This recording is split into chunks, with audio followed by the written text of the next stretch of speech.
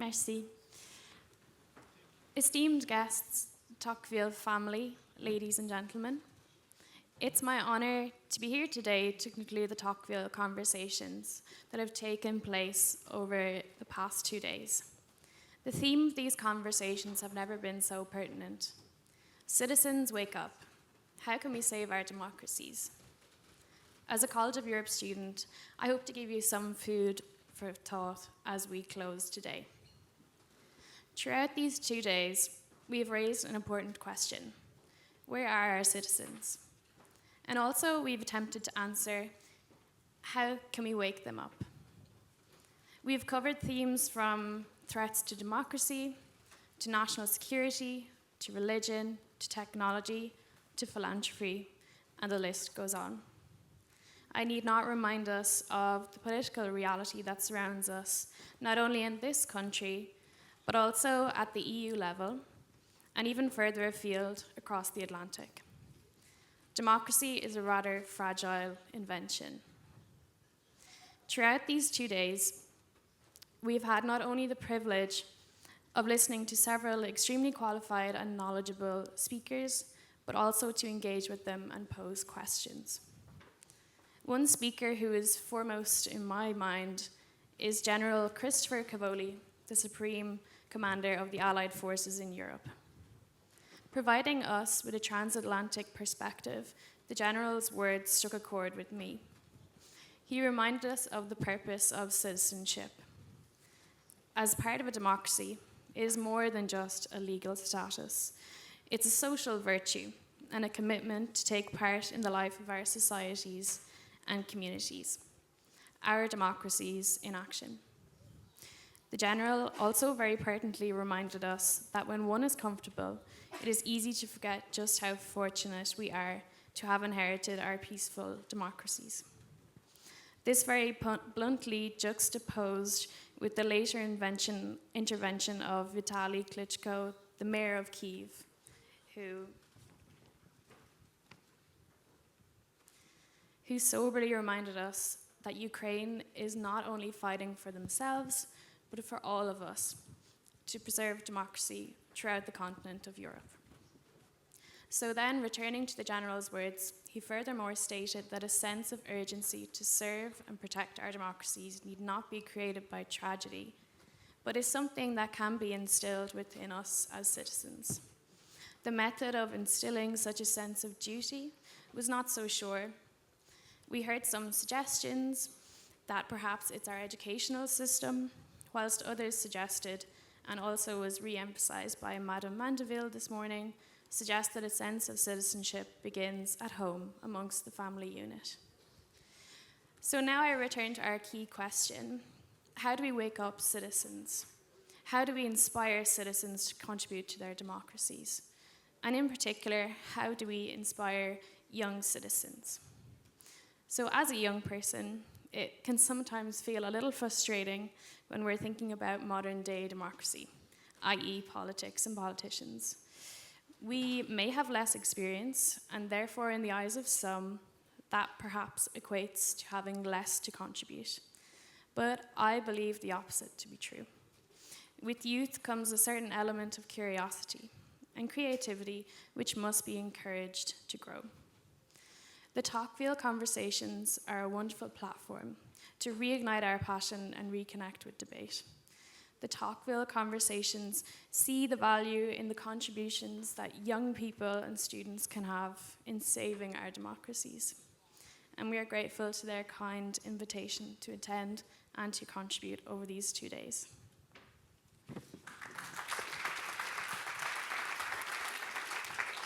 I promise I don't have long left. So, just to conclude, so at the College of Europe, each year we're guided by the values of a patron de promotion, and this year was that of Madeleine Albright. So, Madeleine Albright was a Czech-American diplomat and political scientist who served as the 64th United States Secretary of State.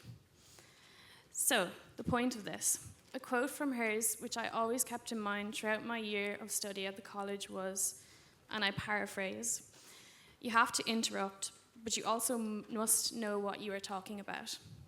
So as young people, We must not underestimate ourselves. I'm sure we know what we are talking about. This is our democracy too. As young people, it's important to use our experiences, to use our ideas, to continue to interrupt, to have our voices heard, and to do our duty as citizens, to help to maintain the gift of democracy that we have been given. The idea of interrupting is not mutually exclusive to students and young people, but it is relevant to each and every one of us who has the privilege to live in a democracy.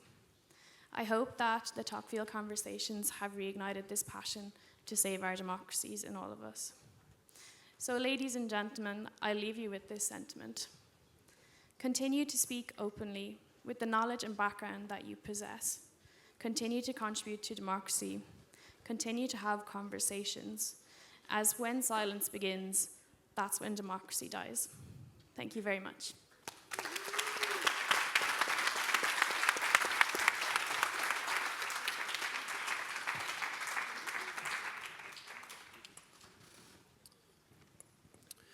Messieurs les ambassadeurs, Monsieur le directeur de Fondation Tocqueville, chers amis.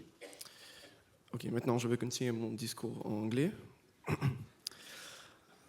Ladies and gentlemen, distinguished guests, it's a great honor for me to be present here with you at the 6th edition at the Tocqueville Conversations in the Château d'Alexis Tocqueville. So thank you to all of the organizers, to the foundation for bringing this event to us.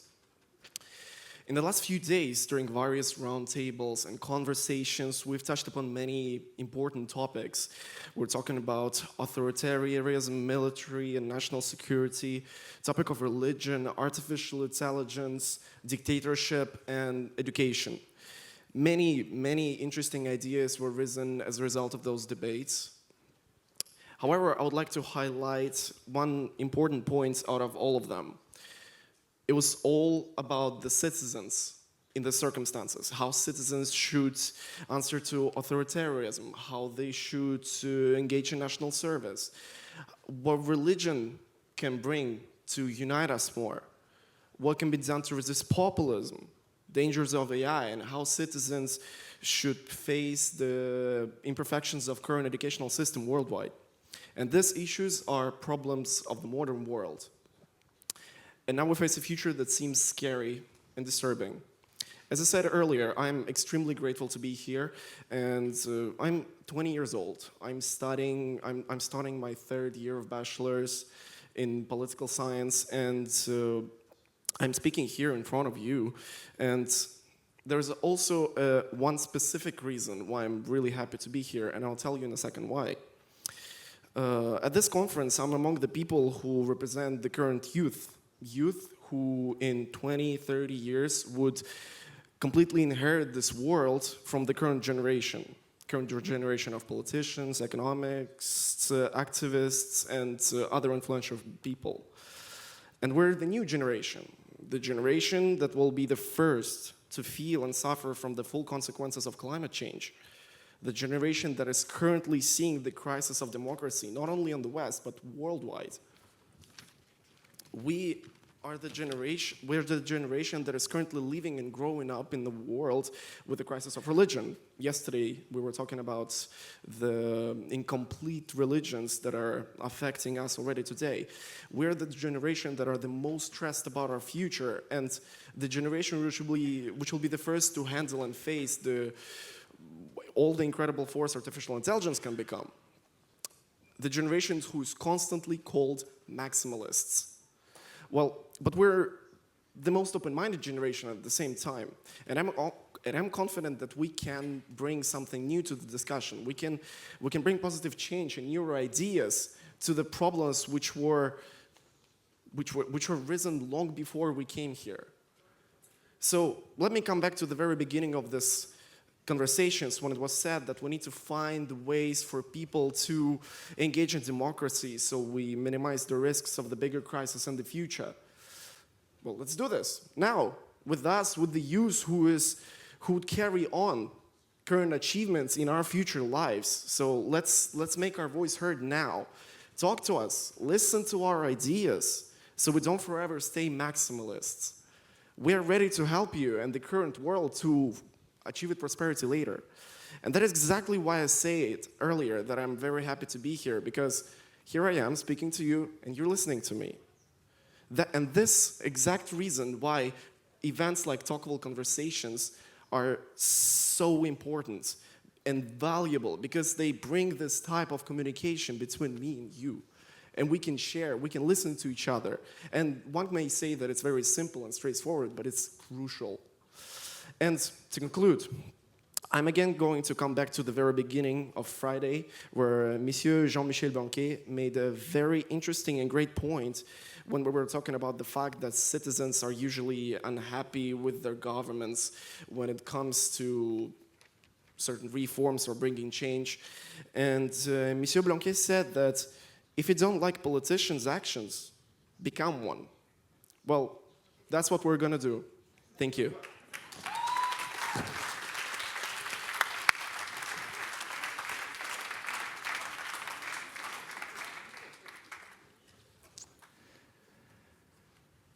The world has many problems and very little solutions. In one sentence, if I had to resume this conference for me, this is what I would retain from the 2 days of Talkable Conversations. 2 days talking about asleep citizens, and 2 days of about the need to wake those citizens up. But how? This is the big questions that are still partly applying for me. And the speaker earlier has mentioned this today. Because the how questions, or the what question, requires us to think about action. And we haven't heard a lot about actionable solutions. As a PhD student of ENS in Paris, I would not like to give an answer in 4 minutes, but at least a condition to answer this question about how to awake those citizens.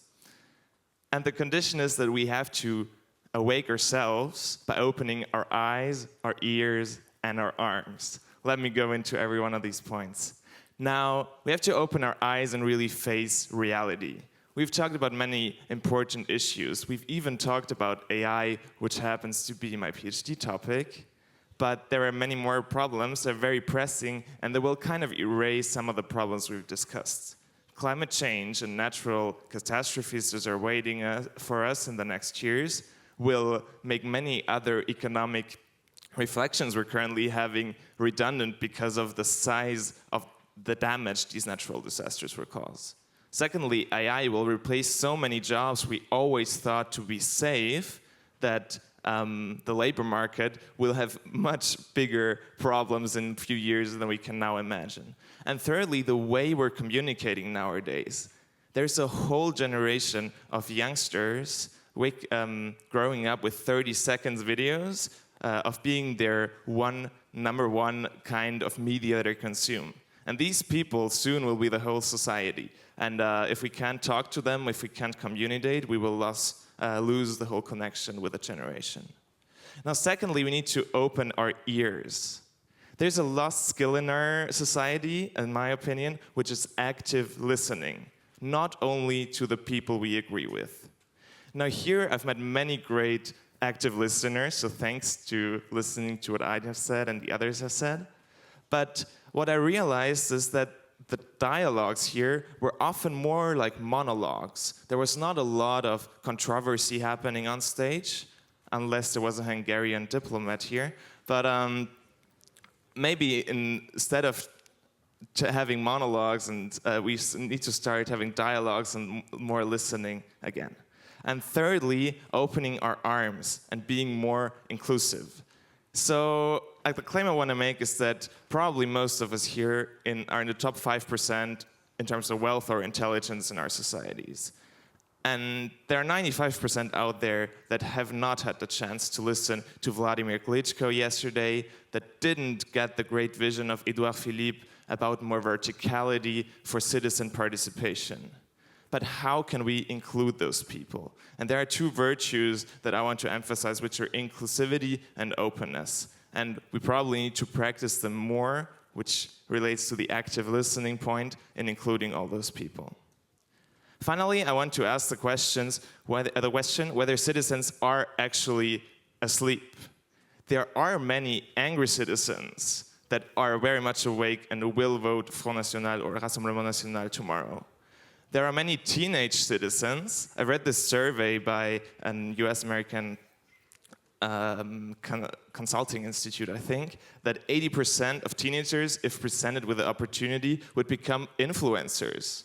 Now, an influencer is someone that creates content that is very active in society by proposing new ideas, or even though if it's just like putting on, oh, I don't find that English word, maquillage.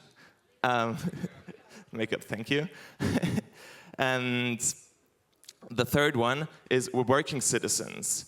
The young generation that comes in is looking for jobs that have high impact. And these are very much awake citizens if they want to have impact in their careers. There might be many problems, but yes, we have to find actionable solutions, and we need to wake up ourselves in order to wake up the rest of the citizens.